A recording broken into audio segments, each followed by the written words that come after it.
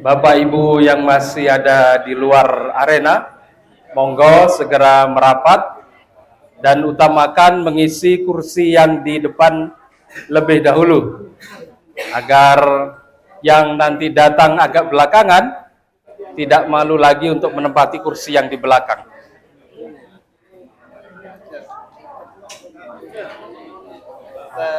Alhamdulillah.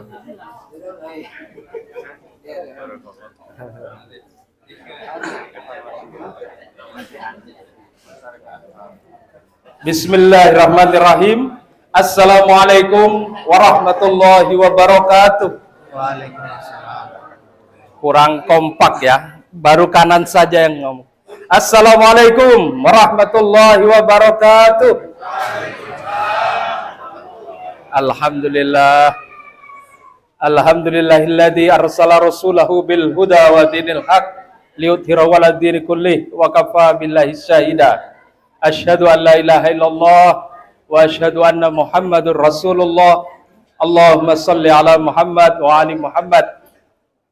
Yang kami hormati pemateri kita pagi ini yaitu Bapak Haji Muhammad Khairul Anwar, MHI, Kepala Kemenak Kecamatan Sumbersari.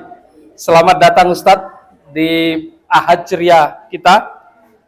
Yang kami hormati Bapak Profesor Dr. Hairus Salikin, MED, Ketua Pimpinan Cabang Muhammadiyah Sumbersari, dan segenap pimpinan cabang Muhammadiyah Sumbersari.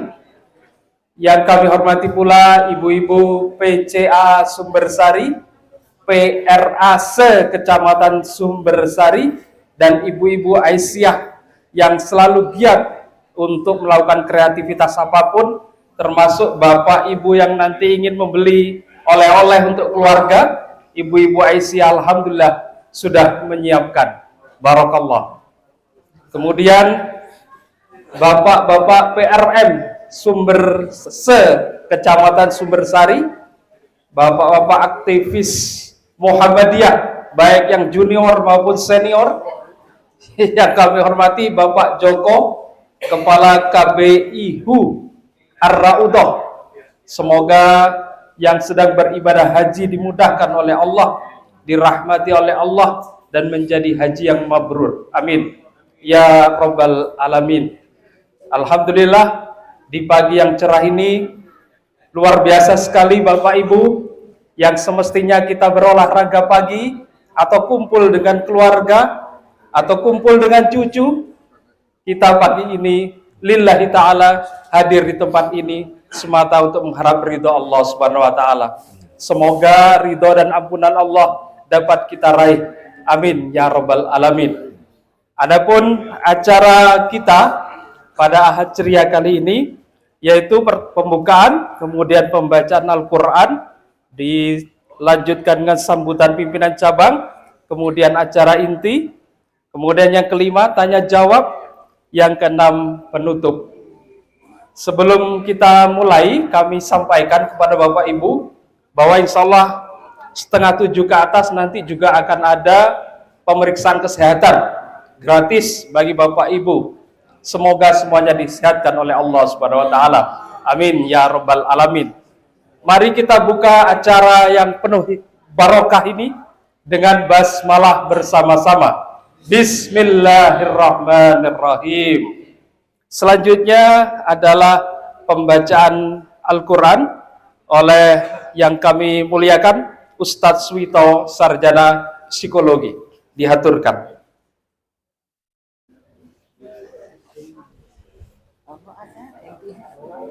Ini Pak. Iya, monggo.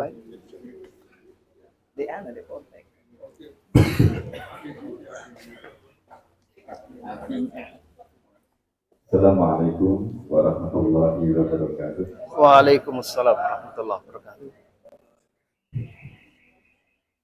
A'udzu billahi minasy syaithanir rajim. Bismillahirrahmanirrahim. الرحمن الرحيم ألم تر أن الله يعلم ما في السماوات وما في الأرض ما يكون من نجوى ثلاثة إلا هو رابعهم ولا خمسة إلا هو سادسهم ولا أدنى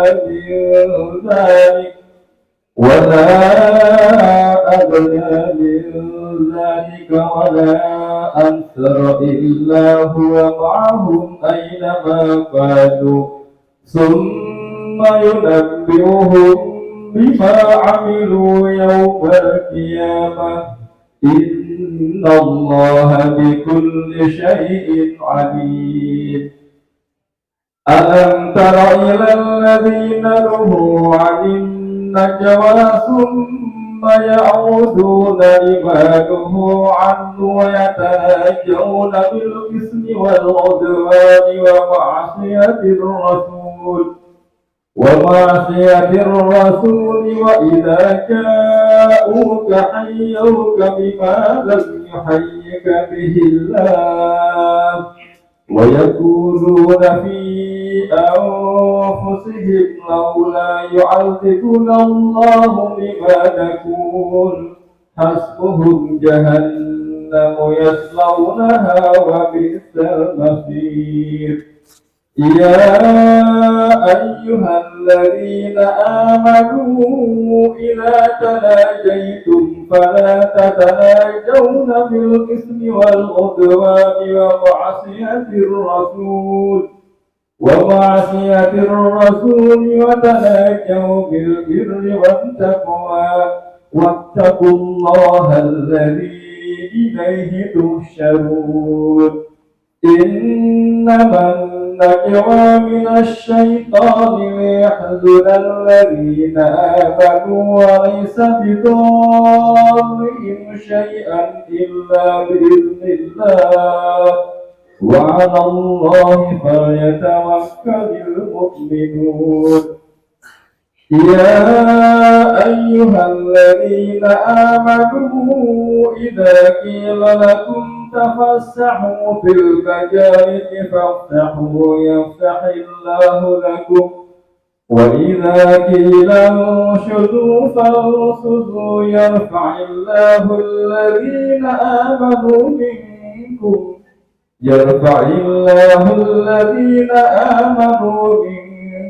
والذين أوتوا العلم درجات يرفع الله الذين آمنوا منكم والذين أوتوا العلم درجات والله بما تعملون خبير صدق الله العظيم. Assalamualaikum warahmatullahi wabarakatuh. Waalaikumsalam warahmatullahi wabarakatuh. Alhamdulillah, terima kasih Ustadz Suwito. Kalau di teman kita yang lain, pasti Ustadz Suwito ada belakangnya Hafizahullah Ta'ala. Tapi karena di Muhammadiyah itu tidak ingin dipuji oleh manusia, yang dituju ada Allah Subhanahu Wa Ta'ala, tidak perlu disebut Hafizahullah Ta'ala. Jadi cukup Ustadz Suwito. Terima kasih. Semoga keberkahan Allah dapat kita raih di pengajian ini dengan pembacaan Al-Quran tadi. Amin ya Rabbal Alamin. Selanjutnya adalah sambutan pimpinan cabang Muhammadiyah Sumbersari yang kami muliakan, Profesor Dr. Khairus Salikin MED. Padanya kami haturkan. Ini kafir. Oke.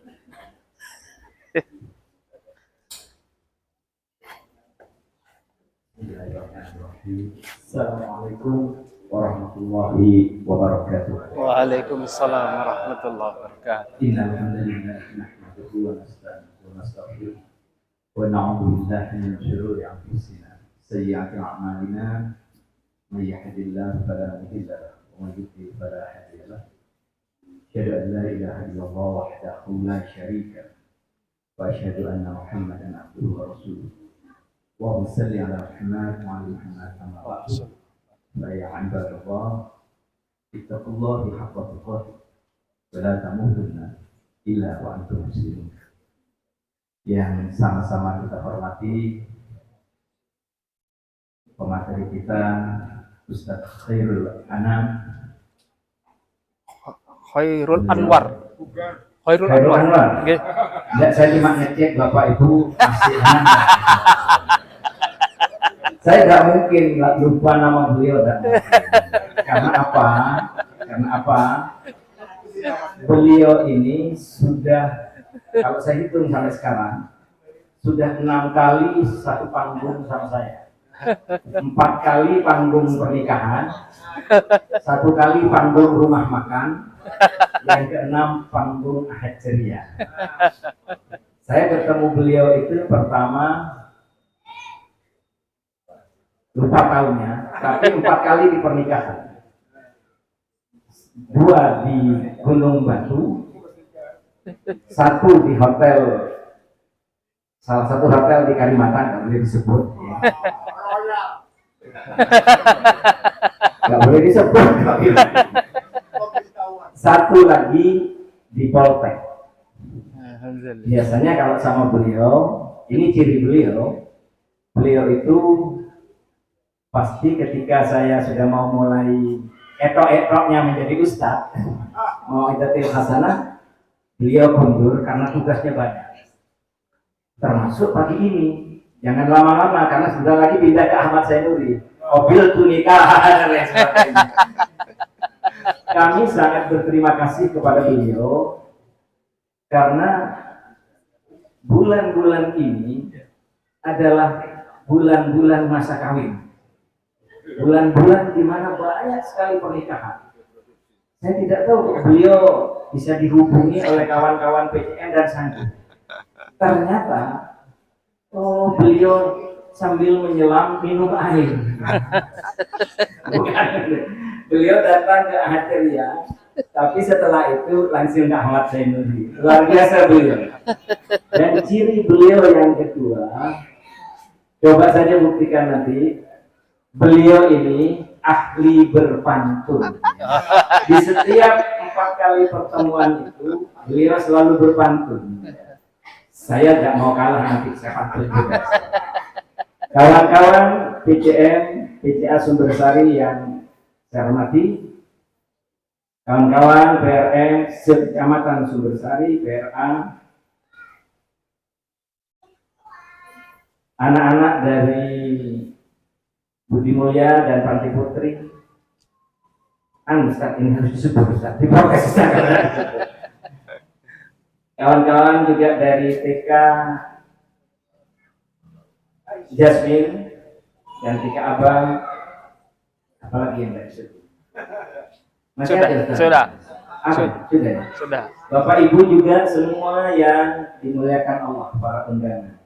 Tadi Ustaz bertanya kepada saya, Pak, kegiatan ini sudah berapa tahun? Saya lupa menoleh ke Ustadz senior saya, Mas Habib, berapa tahun? Kira-kira 15 ya. Saya mau tanya sumber yang paling bagus, Mas Joko ya, yang punya catatan. Berapa tahun, Pak? Oh, 21 tahun, Ustaz. Masya Allah. Dan luar biasa, kita beri post ya, untuk teman-teman di PCM Sumbersari. Ini saya yakin karena kekompakan kita semua, kita kompak, kita bekerja bersama-sama dengan prinsip kolektif kolegial. Jadi tidak ada di Kecamatan Sumbersari itu yang satu lebih penting dari yang lain. Saya kebetulan diamanai sebagai ketua, tapi sama saja dengan yang lain. Kadang-kadang angkat-angkat kursi, kadang-kadang bertamu dan lain sebagainya.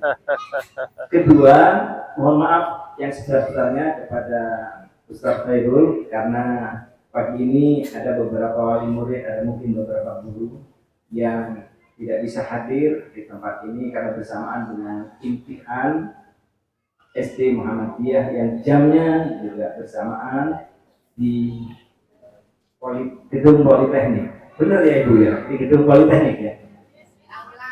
Oh, di aula SD Muhammadiyah. Karena kemarin baru ada pernikahan di Politeknik, jadi ingatnya di sana. Begitu kawan-kawan dari PCM menyebut Ustadz Khairul, Kepala KUA Sumbersari, pikiran saya hanya sederhana. Jangan-jangan BCM Sumbersari mau mengadakan nikahan massal. Begitu ya. Ternyata tidak. Katanya nanti temanya adalah merawat rumah tangga bahagia. Benar ya? Ya, benar. Ya, merawat rumah tangga bahagia. Benar. Sebelumnya ingin saya sampaikan kepada para, sambil menunggu yang di luar masuk ya. Ini biasanya Ustadz Dian yang pesan, tak rotok diolor sedikit gitu. Tapi sudah banyak Ustadz ya, untuk diolor. Ada seorang filosof dari Jerman, namanya Marie van Echtbach. Ini nanti akan diuraikan oleh Ustadz Khairul. Marie van Echtbach ini berpesan begini, silakan direnungkan. Wahai manusia, kalau engkau ingin tahu seandainya di dunia ini ada surga, surga itu adalah rumah tangga yang bahagia.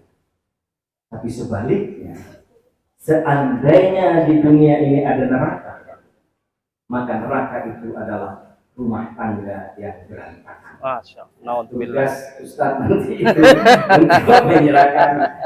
Oleh karena itu, sekali lagi terima kasih kepada semuanya dan kepada Ustadz Khairul Anwar. Saya betul-betul teman-teman BCM atas nama BCM Sumbersari akan terima kasih.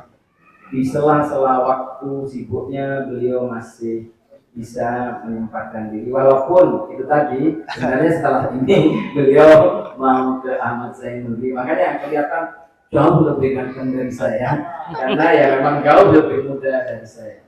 Terakhir, seperti yang janjikan, beliau adalah orang yang sangat, Ustadz yang sangat paham akan pantun. Mungkin beliau dari Sumatera, saya tidak tahu ya.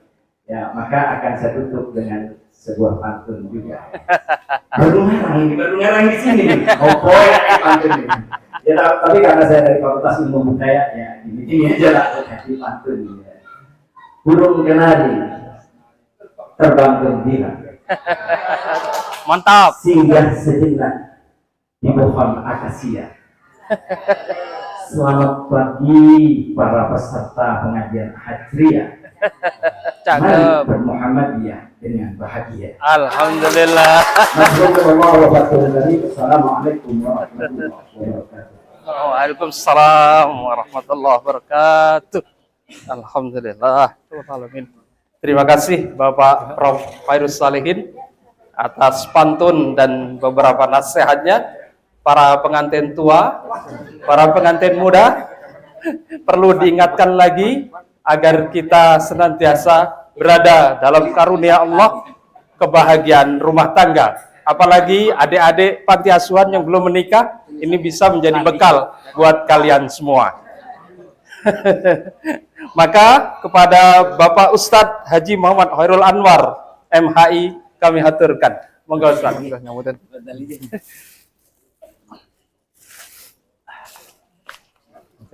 Inggih.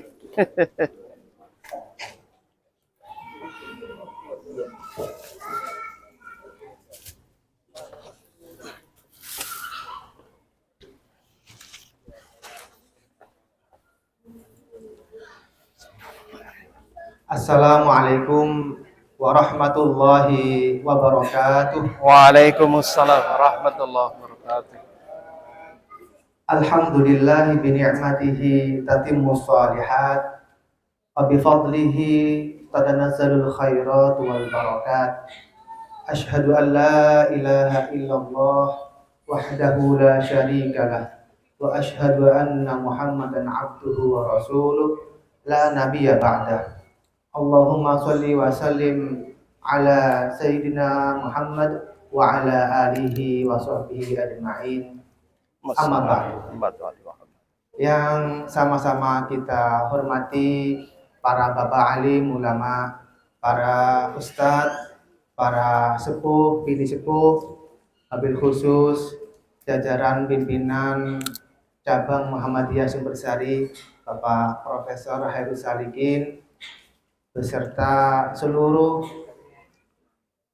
pengurus ranting Muhammadiyah se-Kecamatan Sumbersari yang kami hormati, pengurus cabang Aisyah Sumbersari yang kami hormati, para bapak dan ibu jamaah yang mudah-mudahan menjadi penghuni surganya Allah Subhanahu wa Amin, Ta'ala. amin, amin. Mohon izin karena tadi sudah disinggung berpantun ya Pak. Maka saya ingin memulai acara ini dengan pantun. Dijawab apa ya Bapak Ibu? Saya kalau cakep GR saya nanti Bu. Meskipun sebenarnya juga cakep saya. Tapi biar nggak GR dijawab sah ya. Ya, sah. Karena kalau KUA itu identik dengan sah ya Pak ya. Nggih. Bagaimana saksi sah? Sah gitu ya. Jadi dijawab dengan sah mawon nggih. Nggih. Kok gitu ya. Beli arloji dapat hadiah. Sah. Hadiahnya umroh bareng keluarga. Sah. Ayo kita mengaji ikut Muhammadiyah. Sah. Di dunia berkah, di akhirat berhadiah surga. Amin. Beli ikan ke kota Ambulu, Sah. ke Sumber Jambe, jangan lupa makan duren. Sah. Perkenalkan saya Pak Penghulu, hadir di sini untuk jamaah yang sangat keren. Alhamdulillah. Alhamdulillah. Tapi nggak ada durennya nih Pak ya. Alhamdulillah, segala puja dan puji syukur kita haturkan kehadirat Allah Subhanahu wa taala pagi yang ceria ini tanggal 25 Mei 2025 bertepatan dengan tanggal 27 bulan Dzulqa'dah 1446 Hijriyah. Sehingga hari ini bulan ini adalah bulan haram, bulan Dzulqa'dah. Karena bulan Dzulqa'dah itu satu dari arba'atun hurum, 4 bulan yang dimuliakan. Kira-kira arba'atun hurum itu apa saja? Angkat tangan. Yang bisa jawab? Pak Joko sudah senior ini. Pak Joko, monggo Pak Joko. Arba'atun hurum. Dzulqa'dah, Dzulhijjah, Muharram, Rajab, Rajab. Alhamdulillah. Saya sungkan ini kalau Pak Joko ini. Karena Kasih hadiah berarti. sudah benar jawabnya, ini kasih hadiah ini Pak Joko ini. Monggo Pak Joko, ngapunten. Kasih kecap manis. Kecap manis. Semanis orangnya, Pak. Alhamdulillah. Alhamdulillah.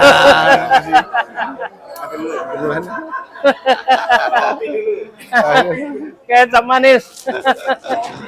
Aduh. Baik. Kalau sama Pak Joko juga sering ketemu di Palimahan sama dengan Pak Prof. Hairus. Kalau Pak Hairus tadi sudah menghitung 4 pernikahan ya. Bukan 4 istri tapi 4 pernikahan Pak. Ya. Kalau Pak Joko juga sering ketemu di Walimah, juga di Manasik juga sering ketemu.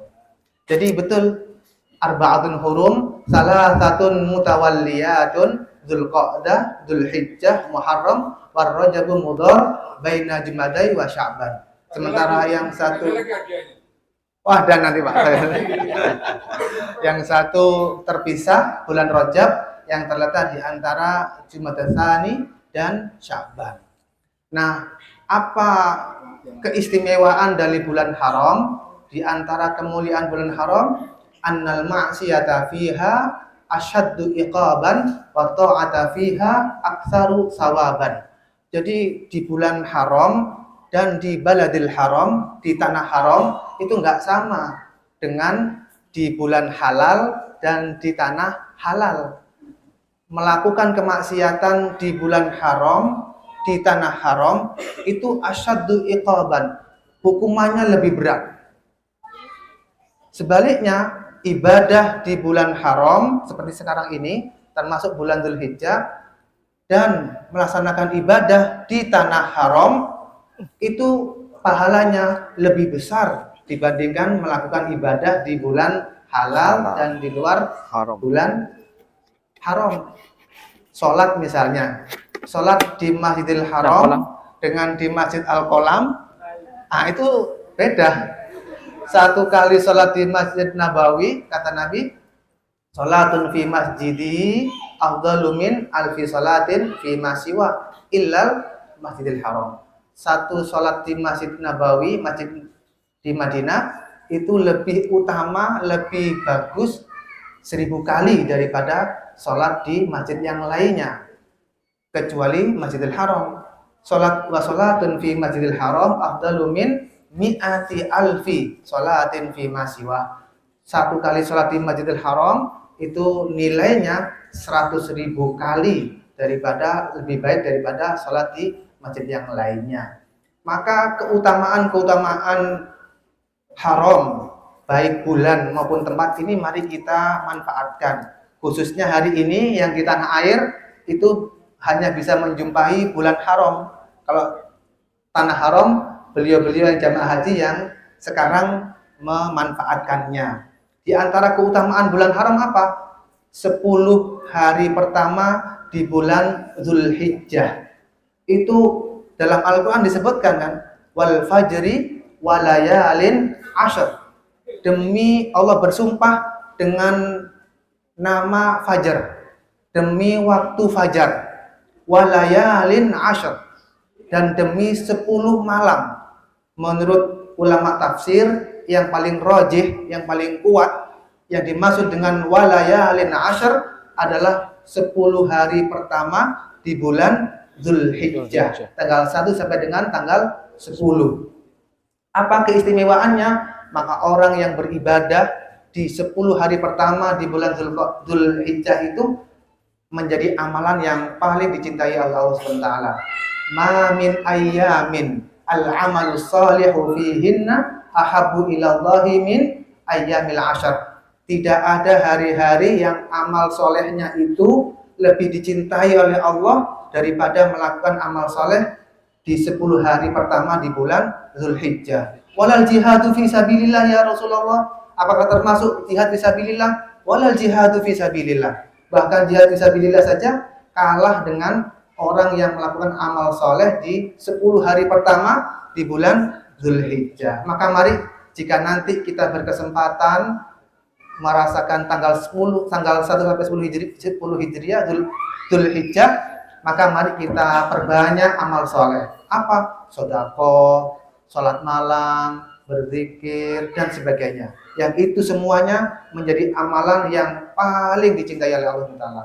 Yang kedua, terletak di tanggal 9 Zulhijjah.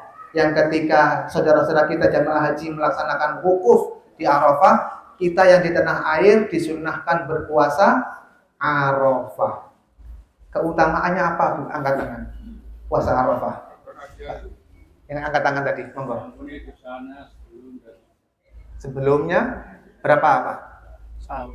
Setahun sebelumnya dan ini yang tadi tanya hadiahnya ada, monggo.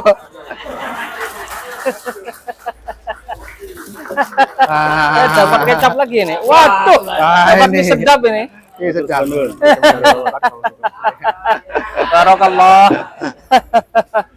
Ya, kata Nabi sallallahu alaihi wasallam, "Siyamu yaumi Arafah ayyahtasibu 'ala Allahi ayyukaffira sanata allati qablahu wa sanata allati ba'dahu." Orang yang berpuasa Arafah itu di antara fadilahnya adalah mendapatkan penghapusan dosa-dosa kecil setahun yang lalu dan penghapusan dosa setahun yang akan datang. Kalau misalnya bapak dan ibu punya hutang setahun yang lalu, banyak cicilannya, kemudian ditawarkan kalau panjenengan puasa Arafah, hutang-hutangnya dianggap lunas, panjenengan mau puasa enggak? Oh. Tapi kalau disebutkan pahalanya dihapus dosa-dosanya, kadang-kadang enggak mau Pak Prof. Sehingga orang itu pokoknya kelihatan itu lebih tertarik. Jadi kalau utang-utangnya dihapus itu lebih tertarik karena kelihatan. Kalau disebutkan dosa-dosanya diampuni, karena nggak terlihat itu dosanya, nggak tertarik. Dan dosa setahun yang akan datang. Padahal belum tentu usia kita setahun belum tentu ada. Juga belum tentu melakukan dosa. Ini apa maknanya? Maka orang yang berpuas di antara penjelasan ulama, di antara makna Allah mengampuni dosa setahun yang akan datang itu, Allah akan memperpanjang usia kita setahun yang akan datang. Atau yang kedua, kalau tidak diperpanjang usianya, Allah akan menjaga kita agar tidak melakukan dosa-dosa setahun yang akan datang. Atau yang ketiga, Allah akan mengampuni dosa sebelum kita melakukan kesalahan setahun yang akan datang. Maka mengingat begitu besarnya hikmah yang didapat dari puasa sunnah Arafah tanggal 9 Zulhijjah, maka mari kalau kita berkesempatan sehat walafiat, kita sempatkan untuk puasa 1 hari di tanggal 9 Zulhijjah. Yang terakhir yang bulan haram tanggal 10 bulan Zulhijjah, ibadah yang paling utama tanggal 10 adalah menyembelih hewan Kurban. Bukan kurban perasaan ya, hewan yang disembelih ya. Nah, itu amal anak Adam yang paling disukai oleh Allah di tanggal 10, yaitu menyembelih hewan kurban. Innahu la ya'ti yaumil qiyamati bi quruniha wa atlafiha wa asy'ariha. Hewan yang kita sembelih di yaumin nahri, di hari nahar, di hari raya itu nanti akan mendatangi kita di hari kiamat. Lengkap, masih utuh dengan tanduknya, dengan kukunya, dengan bulunya, dan itu akan menjadi wa ala sirati matoyakum, menjadi tunggangan, menjadi kendaraan kita ketika melewati jembatan sirat. Maknanya adalah akan dipermudah dan dipercepat langkah kita ketika melewati jembatan siratal mustaqim nanti di yaumil kiamah. Maka ketika kita berkesempatan bulan ini memiliki kelebihan rizki, yang tadinya mau beli HP baru, nah beli kurban aja Pak ya, karena nanti itu akan menjadi tunggangan yang akan dapat mempermudah jalan kita menuju surganya Allah Subhanahu wa taala. Baik, itu sholawat dan salam semoga terus kita haturkan kehadirat baginda Nabi besar Muhammad sallallahu alaihi wasallam, sosok suri tauladan, contoh yang terbaik bagi kehidupan kita, termasuk bagaimana membina rumah tangga yang bahagia. Khairukum li ahlihi wa ana khairukum li ahli. Kata Nabi sallallahu alaihi wasallam, perbaiklah kamu terhadap keluarga, dan aku, kata Rasulullah, adalah yang terbaik bagi keluargaku. Mudah-mudahan dengan kita mencontoh dan mensuri tauladani kehidupan Rasulullah, mudah-mudahan kita semuanya dan keluarga kita, ya Allah, diberikan kesempatan untuk dapat berziarah ke makam beliau di kota Madinah. Amin. Dan mudah-mudahan nantinya mendapatkan syafaatul husna di yaumil qiyamah. Amin Allahumma amin. Bapak dan Ibu yang kami hormati, selanjutnya dalam diri manusia itu kita memiliki kebutuhan-kebutuhan yang harus dipenuhi, baik kebutuhan jasmani maupun kebutuhan rohani. Kebutuhan jasmani seperti misalnya kebutuhan makan, kebutuhan minum, kebutuhan tidur, itu kebutuhan-kebutuhan manusia yang harus dipenuhi. Kalau nggak makan, nggak minum, nggak tidur, maka badan ini akan terasa lemah dan mudah sakit. Sehingga harus dipenuhi makanannya, minumnya, dan tidurnya. Begitu pula dengan kebutuhan rohani. Apa misalnya kebutuhan rasa aman, kebutuhan mencintai dan dicintai, kebutuhan rasa memiliki, itu juga kebutuhan yang harus dipenuhi oleh manusia. Nggak terpenuhi, maka bisa menyebabkan stres dan sakit. Kalau tadi sakit raganya, ini sakit jiwanya. Kalau rasa cintanya nggak tersalurkan, maka biasanya stres Pak. Maka jiwanya itu terganggu. Maka Abraham Maslow, seorang psikolog terkemuka dunia, itu pernah membuat teori tentang hierarchy of need. hierarki tingkatan kebutuhan manusia. Di antara teori ini yang dibuat oleh Abraham Maslow, salah satu di antara kebutuhan manusia yang harus dipenuhi adalah social need, kebutuhan sosial. Beliau menjelaskan di antara social need ini adalah love and belonging. Mencintai, dicintai, dan rasa ingin memiliki. Itu adalah kebutuhan yang harus dipenuhi oleh manusia. Sehingga klop sudah antara kajian keagamaan dengan kajian psikologi, Pak Hairus ini Prof ahlinya, maka kebutuhan untuk mencintai dan dicintai ini merupakan kebutuhan dasar dari manusia. Maka kata para pujangga, hidup tanpa cinta itu bagaikan taman tak berbunga, ya, indah Pak ya. Bagaikan malam nggak berbintang, bagaikan sayur tanpa garam, nggak ada rasanya Pak hidup ini. Sebaliknya, hidup dengan cinta itu yang jauh terasa dekat, yang berat terasa ringan, yang pahit terasa manis, makan ketela terasa makan pizza, minum es teh laksana minum es teler katanya begitu. Itu semua karena cinta kata Pak Bupati ya, semua karena cinta. Maka cinta itu memang harus disalurkan. Maka dalam Al-Quran disebutkan zuyyina lin-nasi hubbus syahawati minan nisa. Dijadikan indah pada pandangan manusia cinta kepada perempuan. Sebagaimana perempuan juga jatuh cinta kepada laki-laki. Kalau nggak disalurkan, maka akan tergila-gila, Pak. Gila beneran ya. Pernah membaca kisahnya Qais dan Laila, atau yang sering disebut dengan Laila Majnun? Pernah ya? Laila itu nama orang perempuan, Majnun itu artinya gila. Tapi yang gila bukan Lailanya, Pak. Kalau Lailanya yang gila itu Laila Majnunah. Laila gila. Tapi ini Laila Majnun, Laila dan orang gila. Berarti yang orang laki-lakinya yang gila ini. Qais namanya. Qais orang yang tergila-gila dengan Laila, sehingga ada cerita Laila Majnun. Ya, Majnun ini yang Qais ini.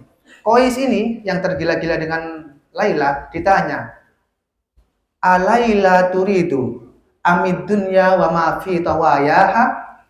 Hei Qais, apakah engkau lebih memilih Laila atau engkau memilih dunia dan seisinya? Wah, ini pilihan yang berat ini. Apakah engkau lebih memilih Laila, wanita yang kau cintai, atau engkau lebih memilih dunia dan seisinya? Apa jawaban Qais? Lambaru ni'aliha ahabbu ilayya wasfali balwaha. Jangankan Laila, debu yang menempel di sandalnya Laila itu lebih aku cintai daripada dunia dan seisinya. Itu kalau orang jatuh cinta beneran, Pak. Jangankan orangnya, debu yang menempel di sandalnya Laila itu lebih aku cintai daripada dunia dan seisinya. Maka dengan demikian, cinta itu harus disalurkan. Nah, Islam sudah membuat regulasi, kalau bahasa sekarang itu sudah membuat aturan kalau menyalurkan cinta dan kasih sayang itu melalui sebuah proses yang disebut dengan pernikahan. Nah, pernikahan inilah pintu masuk menyatukan, menyalurkan hasrat cinta dan kasih sayang antara seorang pria dengan seorang wanita. Ada yang bisa mendefinisikan pernikahan itu apa? Angkat tangan. Nanti saya pilih, monggo Pak. Nggih. Saya pernikahan itu kalau dari hukum negara, Gara? Masya Allah. Masya Allah. Yang membentuk keluarga bahagia harus berdasarkan ketuhanan Maha Esa. Pari.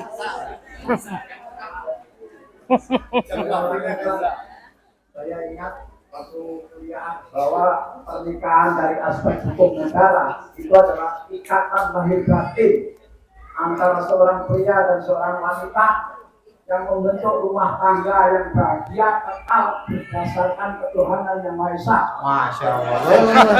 Ini masih melekat ingatannya, Masya Allah. Itu pengertian pernikahan menurut Undang-Undang Perkawinan nomor 1 tahun 74. Masya Allah. Oh, Pak. Baju, Pak. Baju, Pak. Mari, Pak. Aduh, dapat Indomie loh. Dapat susu, Pak. Oleh susu, Pak.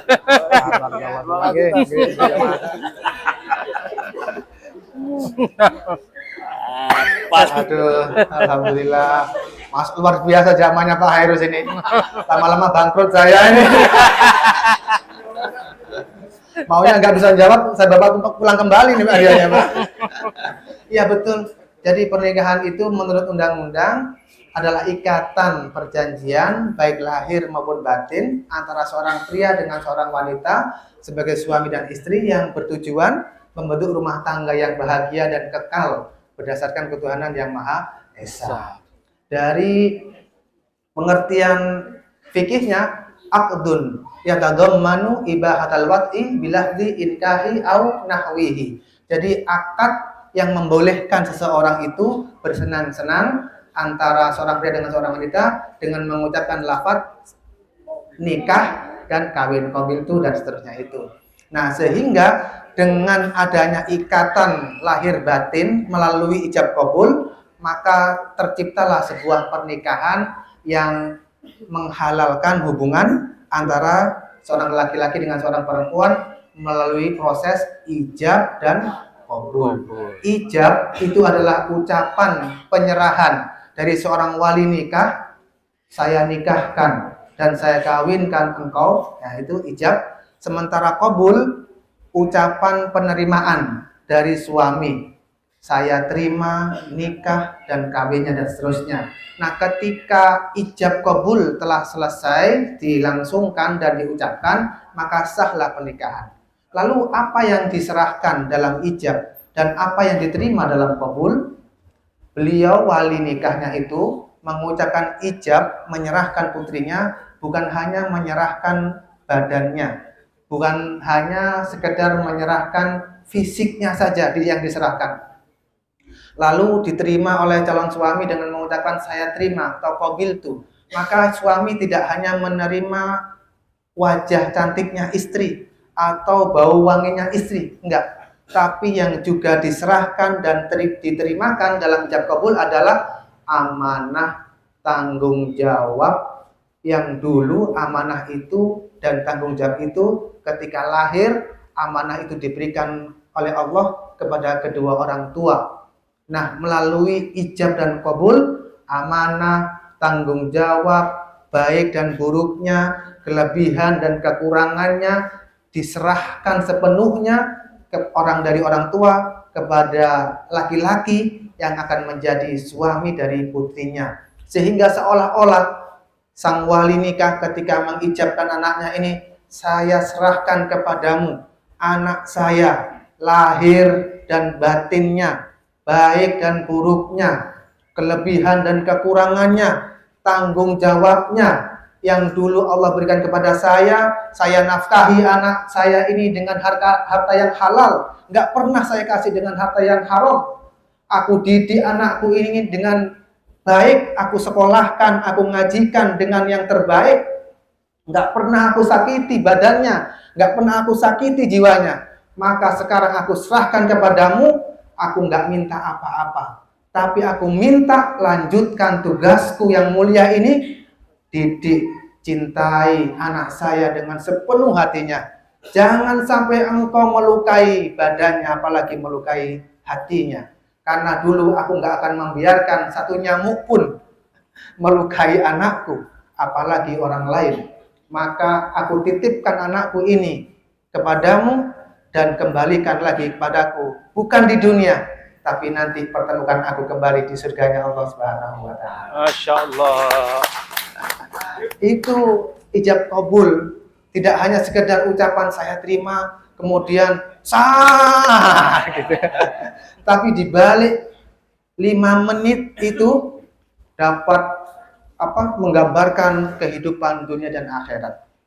Maka kata Nabi SAW, ini yang kedua, makna ijab dan kabul adalah tidak hanya menghalalkan hubungan antara laki-laki dan perempuan, tetapi ijab kabul akad nikah itu adalah menyempurnakan separuh bagian dari keimanan seseorang. Kata Nabi, idza tazawwajal 'abdu faqad istakmala nisfal iman. Barang siapa yang melangsungkan perkawinan, pernikahan, maka sesungguhnya dia telah menyempurnakan separuh bagian dari keimanannya. Separuh bagian iman itu sudah sempurna dengan sebab melaksanakan akad nikah. Yang kedua, kata Pak Prof tadi, pernikahan adalah suatu ibadah, dan ibadah itu ganjarannya adalah pahala di sisi Allah Subhanahu wa taala.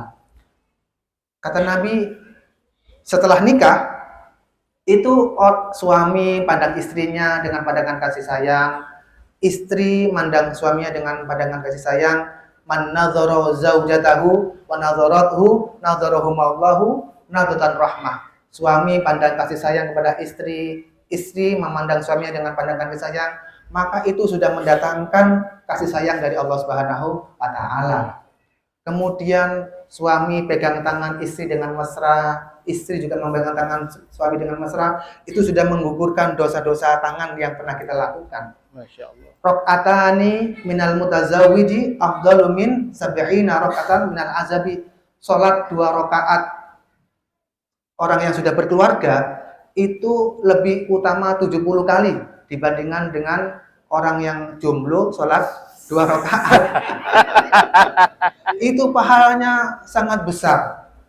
Pahalanya tinggi. Tapi jangan kemudian, Pak, kalau begitu saya ingin dapat pahala banyak, saya nikah lagi.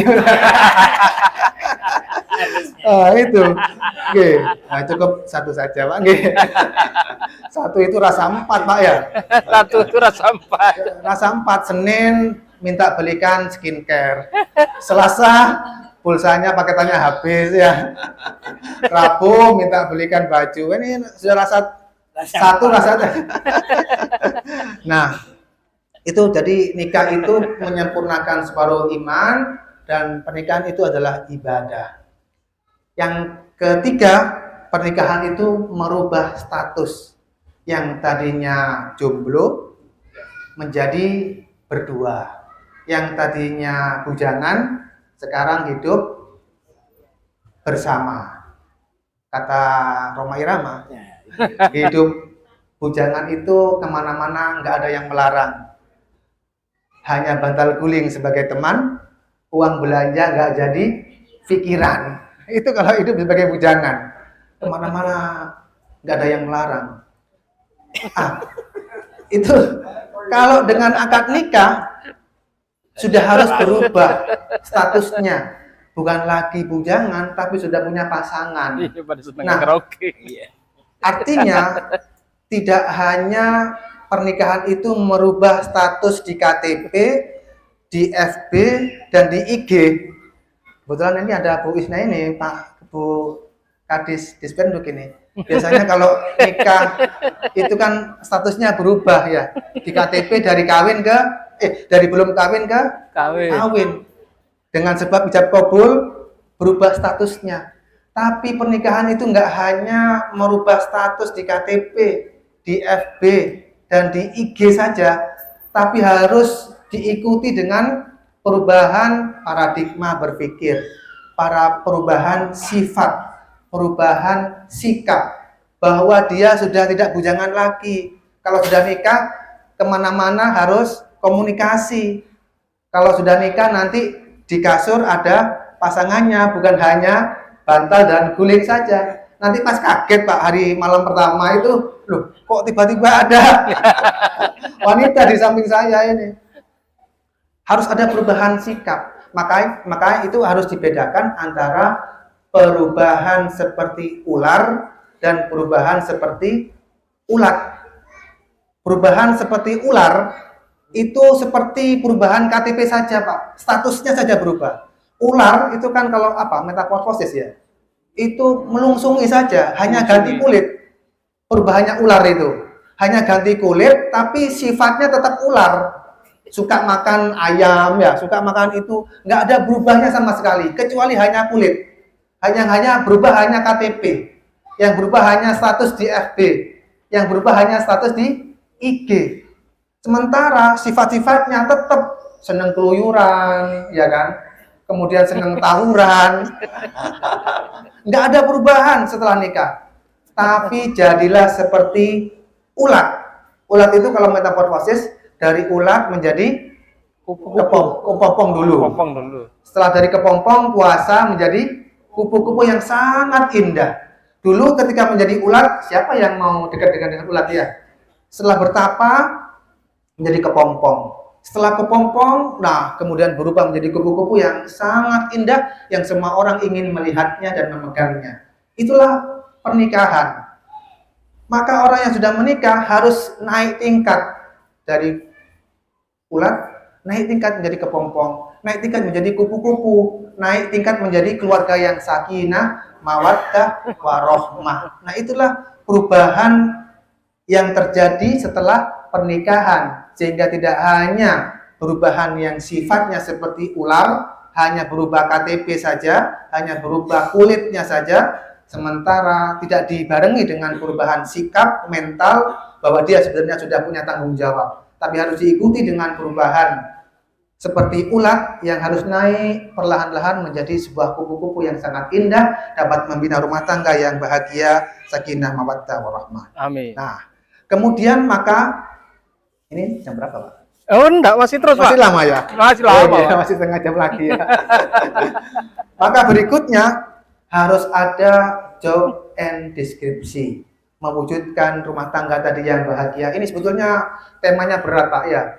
Ini yang menyampaikan materi ini punya harus tanggung jawab. Tidak hanya sekedar menyampaikan. Ini Pak kebagian Pak Prof ini ngasih tema yang berat ini. Teman-teman. Oh, teman-teman, G. Dan bagian dari teman-teman, Pak ya. Dan ada tugas tanggung jawab, baik tugas tanggung jawab sebagai seorang suami dan juga tugas tanggung jawab sebagai seorang istri. Di antara tugas dan tanggung jawabnya suami terlebih dahulu, G. Tugas penafkahan. Ya, wa 'alal mauludi lahu rizquhunna wa kiswatuhunna bil ma'ruf dalam Al-Qur'an itu. Dan kewajiban bagi seorang ayah, bagi seorang suami adalah memberikan nafkah terutama sandang, pangan, papan. Itu at'amuha idza tu'imta. Kata Nabi, kewajiban memberikan makan. Kata Nabi, tut'imuha idza tu'imta. Kewajiban suami itu kalau kamu makan diberi makan istrinya seperti yang kamu makan. Maka kalau suaminya itu makan di restoran, ayam restoran, ya istrinya juga dibungkuskan ayam restoran. Jangan kemudian suaminya makan di ayam restoran, istrinya dimakankan mie ayam. Ya. Sama-sama ayamnya tapi beda, Pak. Yang satu ayam di restoran, yang satu mie ayam. Ya. Yang kedua, wataksuha idat tasaita. Kalau kamu pakaian, belikan pakaian buat istrimu. Kewajiban sandang, pangan, ya itu. Kalau suaminya beli pakaian di Matahari, ya istrinya juga dibelikan pakaian yang sama dengan di Matahari. Jangan belinya di Matahari, nanti ya istri buat belinya di Babebu di Pasar Gebang ya. Wala tadribil wajha, jangan memukul wajahnya. Wala tuqabbih wala tahjur ila fil bait. Itu tugas-tugasnya seorang suami kepada istri. Jangan khawatir Bapak-bapak. Setiap nafkah yang kita berikan dari suami kepada istri itu bernilai sedekah. Ma anfaqahu ar-rajulu ila imra'atihi fahuwa sedekah. Apapun nafkah, berapapun yang diberikan dari suami kepada istri itu sedekah. Hatta luqmata fi imra'atik, sampai dengan satu suapan nasi dari suami kepada istri itu juga dinilai sedekah. Apalagi kalau istrinya itu suka makan. Maka pahalanya banyak itu, Pak. Setiap kali makan sedekah. Maka kalau istrinya senang makan itu suaminya dapat pahala banyak, Pak. Jadi berbahagialah kalau punya istri yang agak size-nya besar ya, Pak ya. Karena itu tandanya suaminya banyak pahalanya. Wah, ya enggak Pak, oh, saya dapat kata ke suami, saya dapat makan separuh piring, istri saya itu sudah 2 piring. Itu. Maka jangan khawatir. Itu yang pertama, Allah berikan nilainya itu sedekah. Yang kedua, Bapak dan Ibu sekalian, suami yang menafkahi istri dari jerih payahnya itu sama dengan jihad fisabilillah. Masya Allah. Dulu Rasulullah Shallallahu Alaihi Wasallam ketika baru pulang dari suatu peperangan bersama para sahabatnya, kemudian dalam perjalanan pulang setelah perang itu berpapasan dengan seorang yang tubuhnya gagah, tubuhnya gempal, otot kawat apa? Balu besi. Balu besi, ya. Seperti itulah, kayak apa? Adire itu kayak binaragawan itu. Maka kata sahabat, ya Rasulullah, laukana hadza fi sabilillah, ya Rasulullah, seandainya orang yang semacam ini ikut perang fi sabilillah, oh pasti menang besar ya Rasulullah. Pasti kita enggak kesulitan mengalahkan musuh-musuh kita. Kalau semua yang berperang ini seperti orang ini, orang yang gagah berat, orang yang badannya besar itu. Kata Rasulullah sallallahu alaihi wasallam, apa? Jawab Rasulullah sallallahu alaihi wasallam, laukana kharaja yas'a ala auladihi sigaran fahuwa fi sabilillah. Orang yang keluar rumah untuk mencari nafkah buat anak-anaknya yang masih kecil itu sama dengan dia jihad fi sabilillah. Laukana kharaja yas'a ala abawaini shaykhaini kabiraini fahuwa fi sabilillah. Orang yang keluar rumah bekerja mencari nafkah untuk menghidupi orang tuanya yang sudah sepuh, orang tuanya yang sudah lansia, yang sudah tua, maka itu juga sama dengan fisabilillah. Sama dengan kita berperang di jalan Allah, mereka yang bekerja itu sama dengan jihad fisabilillah. Maka mulia Pak, orang yang mencari nafkah untuk untuk keluarganya. Itu Allah samakan dengan fisabilillah. Yang kedua, Rasulullah Shallallahu Alaihi Wasallam itu pernah mencium 2 tangan sahabatnya dikarenakan 2 sahabatnya ini terkenal suka bekerja keras untuk menghidupi keluarganya. Adalah sahabat Sa'ad bin Mu'ad al-Ansari dan yang kedua sahabat Mu'ad bin Jabal. 2 orang sahabat yang tangannya pernah dicium oleh Rasulullah Shallallahu Alaihi Wasallam. Suatu ketika sahabat Sa'ad bin Mu'ad al-Ansari itu Rasulullah pernah ketika pulang dari perang Tabuk, beliau di tengah siang hari yang panas terik mataharinya sangat menyengat bertemu dengan sahabat Sa'ad bin Mu'ad al-Ansari yang ketika itu bekerja sebagai kuli batu. Maka fasafahun Nabi sallallahu alaihi wasallam. Bersalamanlah Rasulullah dengan sahabat Sa'ad bin Mu'ad. Kemudian Nabi terasa kasar, bertanya, "Ma hadza alladhi aknabat yadaka?" Kenapa dengan tanganmu wahai Mu'ad? Tanganmu kasar, tanganmu mengelupas, tanganmu berdarah. Kenapa tanganmu ini? Qala Sa'ad bin Mu'ad kemudian berkata, "Ya Rasulullah, adribu bil marri wal mishatin." Tugasku itu tiap hari memukul batu dengan tampar dan membajak sawah. Wa anfiqahu ala iyali, dan hasil dari jerih payahku memukuli batu sebagai kuli batu dan membajak sawah itu untuk aku nafkahkan ala iyali, untuk keluargaku. Faqabbala Nabi sallallahu alaihi wasallam yadahu, maka kemudian Rasulullah sallallahu alaihi wasallam mencium tangannya dan kemudian Rasul berkata, hadhihi yadun la tamassuha an-naru abada. Ini tangan yang enggak mungkin tersentuh api neraka selama-lamanya. Masya Allah.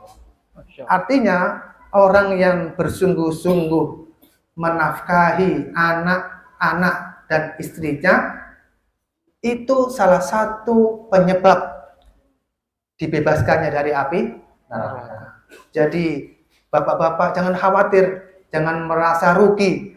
Berikan kepada istri nafkah ya Bu ya. Ya.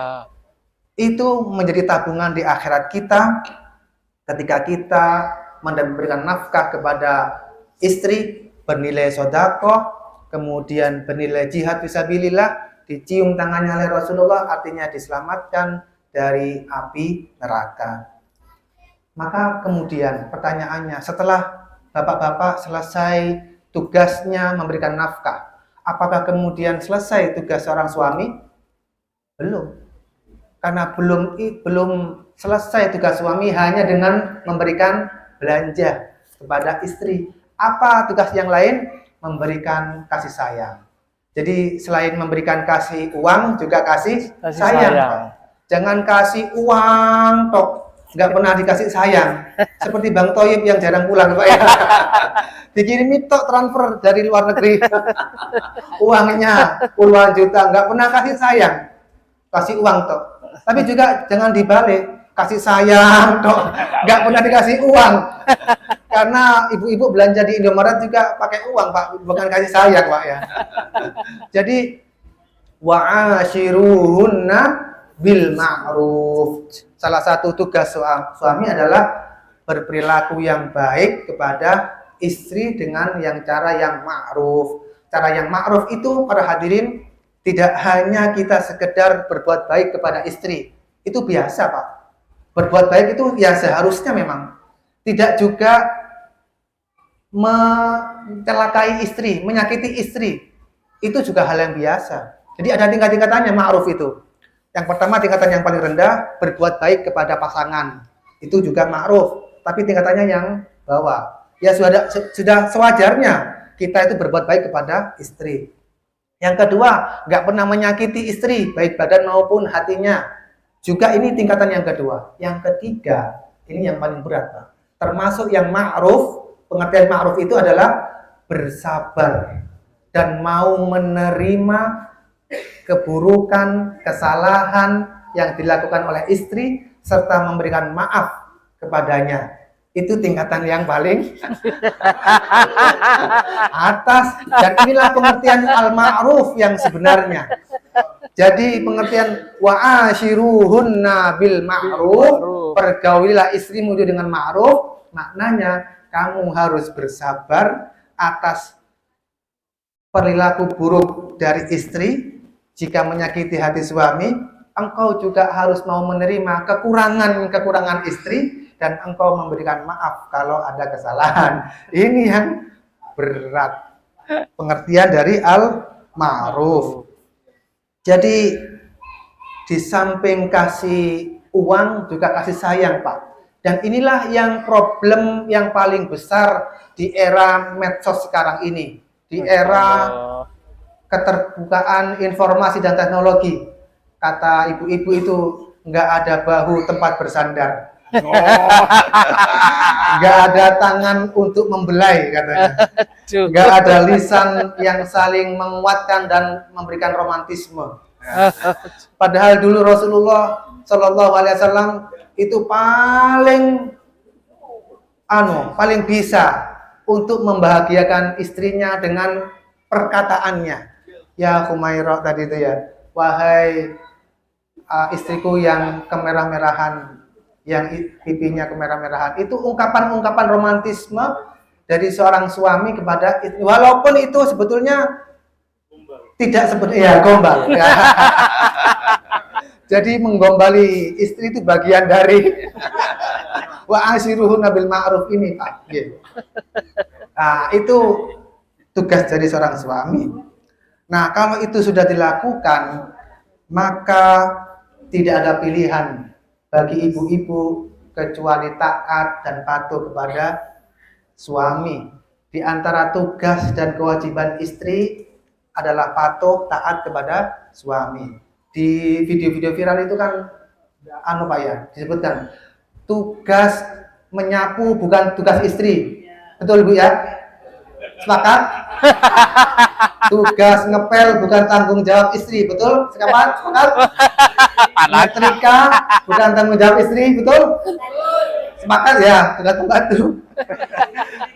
Tugas apalagi? Menyapu, memasak, menyetrika, adang, mencuci, membersihkan rumah bukan tanggung jawab istri, betul? Tugasnya suami, betul? Tugasnya istri hanya taat patuh kepada Kalau suami memerintahkan memasak, ibu kalau suami memerintahkan menyapu, ibu menyapu betul ya? Itu bagian dari ketaatan ya. Jadi tetap menangan suami Pak ya. Bukan. Oke. Berat ini. Karena yang berbicara laki-laki Pak ya. Jadi jangan khawatir, jangan saya bela nih Pak ya. Tapi betul memang Bu, tanggung jawab untuk menyapu, menyetrika, ngepel rumah, dan kawan-kawannya itu tanggung jawab besarnya suami. Suami harus menyediakan misalnya pembantu rumah tangga atau dilondrikan ya. Itu bukan tugasnya seorang suami. Tapi ketika suami ada keterbatasan ya kan, minta tolong kepada istrinya. Ya itu. ya sepakat tadi itu. Ya suami istri yang menyapu ya, istri yang ngepel gitu ya. Nah, seperti itu. Nah, tapi Bu, ini ada kisah yang menarik. Yang ada seorang aktivis perempuan pada zaman Nabi, namanya Asma binti Yazid. Siapa Bu? Asma binti Yazid. Asma binti Yazid, seorang perempuan aktivis pada zamannya. Itu mewakili suara perempuan-perempuan pada zaman Nabi yang tidak ada yang berani mengusulkan ini Asma binti Yazid ini Aisyahnya lah kalau sekarang ya. Aisyahnya pada zaman Nabi, itu aktivis perempuan pada zaman Nabi itu. Pernah berkata seperti ini kepada Rasulullah. Ya Rasulullah, engkau adalah Nabi yang diutus untuk semua orang, laki-laki dan perempuan. Kami yang perempuan ini memiliki keterbatasan-keterbatasan. Kami yang melayani suami di rumah. Kami yang melaksanakan tugas-tugas rumah tangga kami. Kamilah yang mengandung, melahirkan, dan sekaligus membesarkan anak-anak kami di rumah. Sementara bapak-bapak yang laki-laki itu lebih mengungguli kami dari sisi ibadah dan pahala, karena orang yang laki-laki itu bebas melaksanakan ibadah haji berkali-kali tanpa didampingi mahram, boleh. Laki-laki boleh melaksanakan ibadah Jumat. Laki-laki boleh mengantarkan jenazah yang pahalanya itu kan 2 qiraat Pak ya. Satu sholat itu 1 qiraat, sampai mengantarkan jenazah itu 2 qiraat. Yang 1 qiraat nilai pahalanya sama dengan gunung Uhud. Besar pahalanya. Nah, itu laki-laki. Sementara kami di rumah nggak dapat pahala apa-apa. Kami di rumah hanya mengurusi rumah tangga. Bagaimana caranya ya Rasulullah agar kami itu bisa menyaingi kaum laki-laki? Wah, Nabi SAW takjub dengan pertanyaan aktivis perempuan Asma binti Yazid ini. Kemudian tanya ke sahabat-sahabat yang laki-laki itu. Wahai para sahabatku, adakah pertanyaan yang lebih baik dari pertanyaan perempuan ini? La ya Rasulullah, nggak ada. Ini pertanyaan yang bagus ini. Maka kata Nabi SAW kepada perempuan yang bernama Asma binti Yazid itu, apa kata beliau? Anna husna taba'uli ala ihdakuna li zawjiha wa talabaha mardatihi wa isba'aha muwafaqatahu ta'dilu dzalika kullah. Kata Nabi SAW, perbuatan baikmu, baktimu kepada suami, kemudian usahamu untuk menggapai ridhonya suami, ketaatanmu istri kepada suami, maka itu engkau dapatkan pahala seperti ibadah-ibadah yang engkau sebutkan tadi. Maka menjadi istri yang soleha itu pahalanya sama dengan pahalanya haji. Menjadi istri yang soleha itu pahalanya sama seperti pahala jihad. Menjadi istri yang soleha taat kepada suami itu pahalanya sama dengan pahalanya orang mengantarkan jenazah. Maka dengan kabar seperti itu, Asma binti Yazid bergembira. Bukan main, karena di rumah dia bisa mendapatkan pahala yang sama dengan pahalanya orang-orang yang yang laki-laki yang di luar yang harus melakukan haji. Haji itu berat Pak ya. Harus tawaf, ifadah, sa'i, lempar jumroh, macam-macam, berat. Tapi istri di rumah mendapatkan pahalanya haji sama. Maka senangnya bukan main. Ini istri-istri tipe zaman Rasul Yang diiri itu bukan masalah harta. Oh, suami saya gajinya banyak, uangnya banyak, saya nggak dapat di rumah. Nggak itu yang dipersoalkan, Pak. Yang dipersoalkan oleh istri itu bagaimana caranya kami itu setara dengan laki-laki dalam hal ibadah. Mary dia itu. Oh, itu ibadahnya banyak, pahalanya banyak, sementara kami enggak. Kata Nabi menguatkan istri, jadi istri yang soleha itu pahalanya sama. Nggih. Yang berikutnya, seorang istri yang soleha itu punya ciri-ciri, ya kan? Punya karakter. Man idza nadzarta ilaiha sarrotka. Jika dipandang oleh suami menyenangkan, nggih. Nyenengke, nggih. Nyenangkan hati suami. Suami pulang kerja dari kantor capek-capek, disambut dengan istri, mau dibikinkan yang panas-panas atau yang dingin-dingin gitu ya. Ditawari, Pak, ya. Itu hilangnya capeknya hilang, Pak. Tapi kalau datang-datang dari kerja capek seharian, ya kan, kemudian pulang-pulang diomeli, diperenguti. Dari mana saja, jam segini baru pulang. Tadi sama siapa saja di kantor? Itu, Pak, peningnya bukan main ya. Sudah di kantor dimarahi atasan, di rumah dimarahi istri. Ya lebih baik ngopi aja di kafe gitu kan. Karena kalau di kafe itu, Pak, pasti disambut dengan baik. Silakan masuk, Pak, selamat datang di kafe ini. Mau dibuatkan yang panas-panas atau yang dingin-dingin itu. Jadi hilang. Jadi ibu-ibu disambut ya. Man idza nadzarta ilaiha sarratka. Wa idza amarta atau atka. Jika diperintah oleh suami, taat. Kecuali perintahnya itu membawa kemaksiatan. La ta'ata li makhlukin fi ma'siyatil khaliq. Tidak wajib taat sepanjang melakukan kemaksiatan. Wa in ghibta anha hafadhatka fi nafsiha wa malika. Jika suami tidak ada di rumah, istri yang soleha itu tipenya dapat menjaga dirinya dan menjaga harta suaminya. Maka itulah ciri-ciri dari istri yang soleha. Maka ketika itu sudah didapat, pahalanya itu nanti di surga disuruh milih masuk surga sebelah mana. Ditawari, lewat pintu sebelah mana panjenengan mau masuk surga itu. Idza sholat al-mar'atu khamsaha. Jika seorang perempuan itu sudah sholat pada 5 waktunya. Wa shomat syahroha. Sudah berpuasa pada bulannya, yakni bulan Ramadan. Wa ata'at zaujaha. Taat patuh kepada suaminya. Wa hafizat farjaha. Menjaga harga dirinya. Maka wakilal hadkhulil jannah. Dikatakan kepada istri yang sudah demikian itu, masuklah kalian ke dalam surga para istri.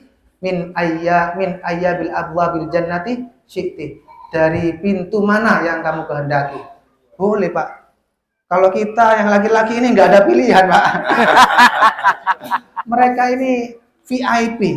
Disuruh milih mana. Asalkan melakukan tugasnya taat. Taat kepada suami. Tapi, Bu, ngapunten. Ini kan tadi kabar gembira ya. Kabar yang nggak enaknya itu. Dulu ketika Rasul diperlihatkan surga dan neraka ya kan. Itu Rasul diperlihatkan neraka. Wa ra'aitu an-nar wa ra'aitu aktsaru ahliha an-nisa. Aku melihat penduduk neraka itu lebih banyak yang perempuan, tapi bukan yang ada di sini, Pak. Ini perempuan yang di sana, yang di sini ahli-ahli surga semua. Amin. Aisyah ini ahli surga semua. Amin. Wa ra'aitu aktsara ahliha an-nisa. Qalu lima ya Rasulullah. Para sahabat bertanya, "Kenapa ya Rasulullah penduduk neraka itu lebih banyak perempuannya?" Bi kufrihinna, kata Nabi sallallahu alaihi wasallam. Karena mereka kufur. Kufur itu ingkar. Ya, enggak mengakui, lupa. Mereka semua kufur. Sahabat bertanya lagi, yakfurna billah, apakah mereka kufur kepada Allah? Enggak. Kalau soal ibadah, yang laki-laki itu kalah justru dengan yang perempuan. Perempuan biasanya lebih dulu bangun apa yang laki-laki? Perempuan, ya. Karena harus menyiapkan banyak hal. Ibadah yang lebih kuat perempuan. puasa lebih kuat perempuan, sholat lebih banyak perempuan, baca Al-Quran biasanya lebih kuat yang perempuan, pengajian yang ini lebih banyak mana ini perempuan laki-lakinya? Perempuan. Ya bukan yakfurnal billah, bukan karena mereka kufur kepada Allah yang menyebabkan mereka banyak menghuni surga. Lalu apa ya Allah, ya Rasulullah yang membuat mereka banyak masuk dalam neraka? Yakfurnal ashir wa yakfurnal ihsan. Mereka itu kufur kepada suami, nggak mau berterima kasih kepada suami, ingkar, lupa dengan kebaikan-kebaikan suami. Bapak-bapak, saya kasih bocoran ya. Sikapnya perempuan pada umumnya. Lau kata Nabi, ini kata Nabi nih, bukan kata saya. Lau ahsanta ala ihdakunna ad-dahra summa ra'a minka khairan qattun summa ra'at minka qalat ma khairan qattun. Kata Nabi SAW, seandainya kalian para suami ini lau ahsanta berbuat baik kepada istri ad-dahra setahun penuh, dari tanggal 1 Januari sampai tanggal 30 Desember, tanggal 31 belum, tinggal satunya 31 belum, hampir setahun ad-dahra, 1 tahun berbuat baik kepada istri, dinafkahi terus, dibelikan baju, kalau ada uang lebih rekreasi kemana, setahun disayang, setahun penuh, 1 Januari sampai tanggal 30. Tanggal 31, summa ra'at minka khairan, dan summa ra'at minka syai'an. Kemudian tanggal 31 mendapatimu tidak melakukan kebaikan kepada istri. Dia minta sesuatu enggak dikasih, atau panjenengan melukai hati istri. Qalat, istri itu berkata, ma khairan qattun. Kamu ini enggak pernah berbuat baik sama sekali. Jadi lupa Pak. 10 tahun kering dibalas 1 hari hujan. Itu sifat umum ya. Bukan yang di sini Pak, bukan yang di sini. Itu sifat umum perempuan seperti itu. Jadi lupa dengan makanya kan saya bilang gitu, Bu. Sifat umum, maksudnya sifat umum. Jadi ini yang bilang bukan saya, tapi Rasulullah SAW kebanyakan seperti itu. Jadi lebih cepat, lebih gampang melupakan jasa-jasa kebaikan dari suami. Lebih banyak padahal yang diberikan oleh suami, tapi ketika 1 kali dilukai hatinya, itu wes bahaya kan? Ya. Nah itu Pak, itu yang diingat-ingat terus oleh seorang istri. Maka ketika itulah dibutuhkan pengertian. Ya, kalau sudah seperti itu ya memang itu gawannya seperti sana Pak ya. Panjenengan harus menerima. Nah ini yang terakhir, ngabolu ya. Ini yang terakhir masalah keluarga sakinah. Ada yang bisa membacakan satu ayat yang sering dibacakan Pak Penghulu, Pak Yai, Pak Ustadz ketika di pernikahan. Yang laki-laki, yang perempuan sekarang. Tadi 3-0 sudah. Yang perempuan.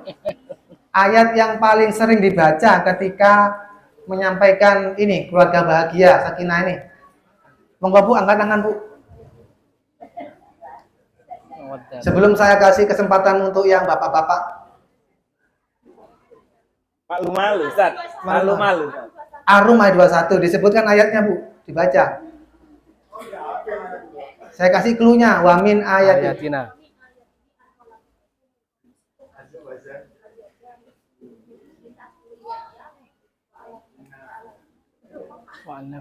Pelan-pelan, jangan tergesa-gesa.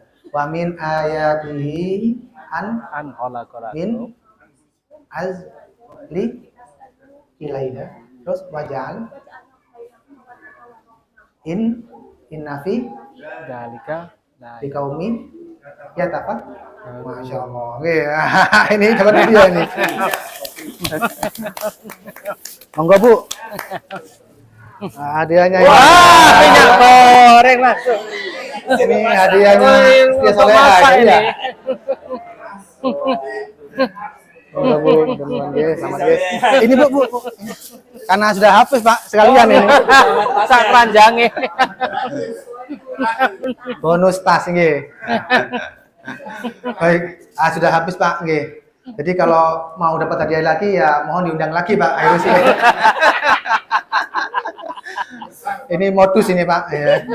Jadi kalau mau dapat hadiah lagi ya diundang lagi. Surah Ar-Rum ayat 21. Wa min ayatihi an khalaqalakum min anfusikum azwajan litaskunu ilaiha wa ja'ala bainakum mawaddatan wa rahmah inna fi dzalika laayatin liqaumin yatafakkarun. Ini ayat yang romantis, ayat yang sangat indah sekali dari Allah Subhanahu wa taala khususnya bagi sebuah keluarga, utamanya yang baru membina rumah tangga yang bahagia. Sehingga setiap kali resepsi pernikahan, walimah, ayat ini hampir selalu dibaca. Seperti kalau upacara itu lagu kebangsaan Indonesia Rayanya, ini ayat yang pasti selalu dibaca, insya Allah seperti itu. Karena menunjukkan keutamaan dan keindahan rumah tangga. Allah mengawali ayat ini dengan mengucapkan wa min ayatihi, dan di antara tanda-tanda kebesarannya. Maka pernikahan itu bukan besar dan bukan agung karena kuadenya, bukan karena teroknya, tapi besar karena memang Allah Subhanahu wa taala yang menjadikannya sebagai tanda-tanda kebesarannya. An khalaqalakum min anfusikum azwaja litaskunu ilaiha wa ja'ala bainakum mawaddatan wa rahmah. Nah, untuk mempersingkat, ada redaksi yang sangat indah dan kita perlu memperhatikannya. Yang pertama, Allah menggunakan kata khalaqa di awal dan ja'ala di akhir. Wa min ayatihi an khalaqalakum, dan yang kedua wa ja'ala bainakum mawaddatan wa rahmah. Itu yang pertama. Yang kedua, Allah menyebutkan litaskunu di awal, ilaiha, kemudian mawaddatan wa rahmah di akhir. Nah, ini menarik untuk kita perhatikan bersama. Kata khalaqa yang pertama. Khalaqa itu arti katanya adalah menciptakan. Menciptakan, create, menciptakan sesuatu yang tidak bisa dilakukan oleh manusia dan oleh siapapun. Itu khalaqa. Seperti Allah, wa min ayatihi khalqus samawati wal ard. Yang digunakan adalah khalaqa, menciptakan sesuatu yang nggak bisa dibuat oleh manusia dan siapapun, menciptakan langit dan bumi. Wa min ayatihi an khalaqakum min turabin summa idza antum basyarun tantashirun. Allah menciptakan manusia dari tanah, itu juga khalaqa, menciptakan yang bisa dilakukan oleh Allah sendiri, nggak ada yang lain. Nah, ketika itu Allah berbicara masalah jodoh, Allah pergunakan kata khalaqa. Allah lah yang menjodohkan, bukan manusia. Manusia memang ada usaha, tapi Allah yang menentukan. Maka perjodohan itu di samping tanda-tanda kebesarannya, maka itu adalah merupakan bagian dari takdirnya Allah Subhanahu wa taala. Berbeda dengan ja'ala. Ja'ala itu artinya menjadikan. Misalnya, tukang membuat meja ini.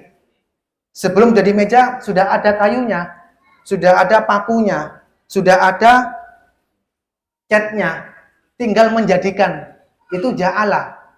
Ketika berbicara masalah mawaddah warahmah, membangun rumah tangga yang bahagia sakin mawaddah, Allah nggak menggunakan kata khalaqa.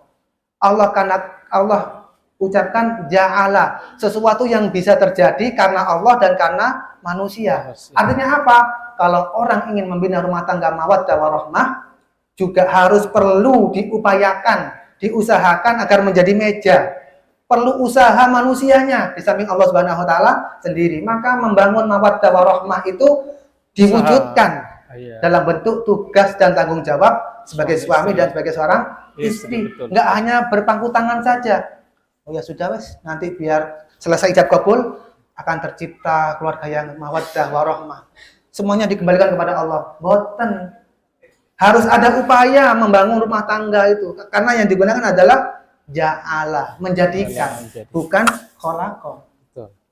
Yang kedua, tadi litaskunu ilaiha. Litaskunu itu membentuk kalimat sakinah. Lebih mana Bu Pak?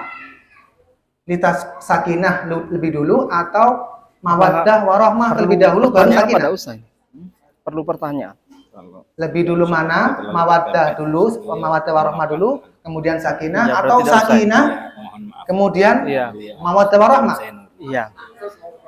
Enggak keterang. Nah, Bapak dan Ibu sekalian, litaskunu itu bentuk fi'il mudhari'. Mudhari'. Bentuk masa yang akan datang, future tense, masa yang akan datang. Sementara mawaddah warahmah itu bentuk past tense, fi'il madhi, fi'il kata kerja masa lampau, masa lalu. Maka lebih dulu mawaddah warahmah, kemudian menuju ke sakinah. Itulah sebabnya digunakan redaksi litaskunu ilaiha wa ja'ala bainakum mawaddatan warahmah. Sebenarnya maka dengan redaksi ini Allah itu sudah memberikan terlebih dahulu kepada yang menikah itu mawaddah warahmah dalam diri setiap pasangan untuk kemudian mewujudkan future tense, mewujudkan fi'il mudhari' yaitu litaskunu, mewujudkan sakinah. Nah, sudah diberikan terlebih dahulu kepada orang yang menikah itu mawaddah warahmah. Ibarat gelas, Pak, Bu ya, itu sudah disiapkan gelas yang mereknya mawaddah warahmah. Silahkan isi sesuai dengan mereknya. Kalau diisi mawaddah berarti diisi dengan cinta. Rahmah diisi dengan kasih sayang. Nah, sekarang itu problemnya mereknya kongguan, isinya rengginang, Pak. Kalau ya, itulah Idul Fitri itu ya. Ini di rumah saya, Pak. Di rumah jenengan sama saja ya. Sehingga nggak jadi mawaddah karena nggak sesuai dengan isi yang diberikan oleh Allah. Sudah diberikan isi kita itu mawaddah warahmah, tinggal mengisinya kita. Nah, yang berikutnya litaskunu itu membuat dua kosakata. Yang pertama sakan, yang kedua sakinah. Litaskunu. Sakan artinya tempat atau rumah. Itu sakan. Sakinah ketenangan. Maka orang yang menikah itu tidak hanya sekedar membangun sakan saja. Tidak hanya membangun rumah saja, tapi membangun sakinah, ketenangan. Jadi adalah harapan dari semua pasangan pengantin, sakan dan sakinah. Setelah menikah dapat rumah baru dan rumahnya tenang, rumahnya bahagia. Adalah hal yang naif ketika pengantin baru hanya mengincar, hanya mencari sakan saja, hanya mencari rumah baru saja. Betapa banyak hari ini sakan rumahnya itu mewah, tapi nggak ada sakinah di dalamnya. Rumahnya megah, tapi nggak ada sakinah di dalamnya.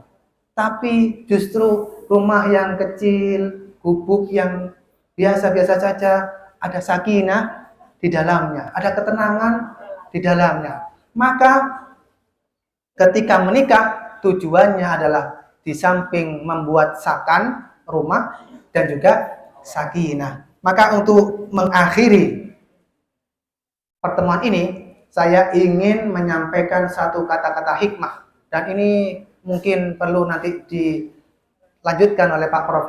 Hairus ya. Katanya seperti ini. Ad-dunya bi asriha ma tasa'a mutabaghidaini. Wa anna shibran fi shibrin la yasa'a mutahabbaini. Yang pertama, ad-dunya bi asriha ma tasa'a mutabaghidaini. Dunia yang luas ini akan terasa sempit bagi dua orang yang saling membenci.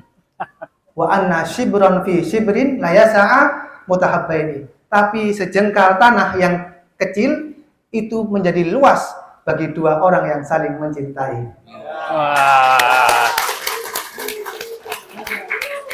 Maka apapun bentuk rumah kita, mari bangun sakinah di dalamnya.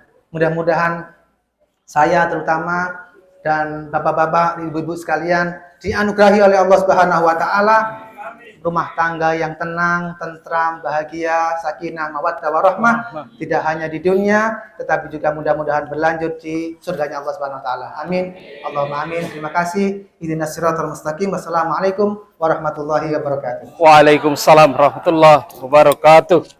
Tepuk tangan untuk Ustadz Khairul Anwar. Luar biasa sekali, Masya Allah. 1 jam 15 menit menjadi tidak terasa. Untuk itu kami mohon maaf karena kesibukan Ustadz, tidak ada pertanyaan. Tidak ada pertanyaan, mohon maaf karena menjelang jam 8. Mohon maaf Bapak. Ngapunten. Ya.